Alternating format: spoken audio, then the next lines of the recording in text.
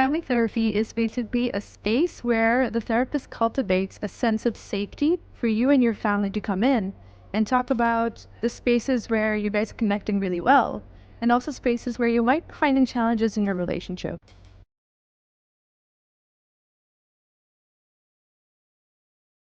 Given that we live in a collectivistic culture, one thing I do want to shine light on is the fact that this is one of our strengths, right? Knowing that we have people that we can rely on, knowing that we live in these kind of family systems where you're not alone, it does become one of our strengths. Now, the thing is, simultaneously, sometimes too much support can also lead to different challenges that we experience. I love this analogy. If you're teaching a child how to walk, right, the child has to stumble a couple of times until they're finally able to maintain that balance and begin to walk on their own. So one of the challenges we face specifically in a collectivistic culture is when we have a lot of support, but it's a bit too much, or even the vice versa, where we feel like we're with others that we don't really feel as supported.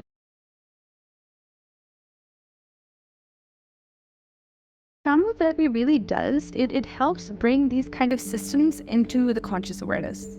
So you'll notice within your family, you guys have these kind of roles that you're playing, right? And everybody knows what their role is, but it's just that we haven't overtly talked about it. So what family therapy does, it creates a safe environment where you can bring those roles up, bring those pieces up, and also see, what would be a much more safer and effective alternative for you and your family to begin to cultivate. Think about any kind of system. Let's talk about the digestive system, right? Each part, each organ has a role it plays. If one part isn't functioning well, the whole system gets impacted. Similarly, in our family, we all play these roles. Now, if one role gets impacted, the whole system tends to have that impact. So what family therapy really does, it helps you assess those roles, get an idea, how are you really feeling safety-wise with your family? And what can be done to build a lot more safer and authentic connections.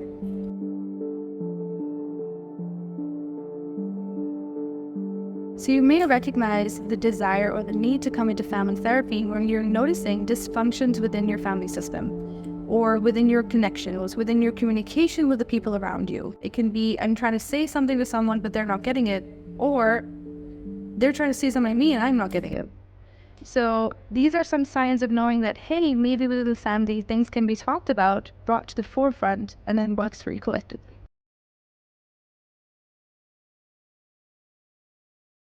The good thing about trauma-informed family therapy is we first and foremost only start with regulation and safety. Oftentimes you get that concern, right? If I want to bring my family in, I'm actually a little scared. Like, I don't know what they're going to bring in. I don't know how they're going to feel. And also, I don't know how they're going to take it. What we do in trauma-informed family therapy is first orient and share what to expect in the process. We focus a lot on safety building, cultivating that space where we actually feel safe to talk about how our system's running and feel safe enough to talk about, am I ready to change or am I willing to stay in the same system?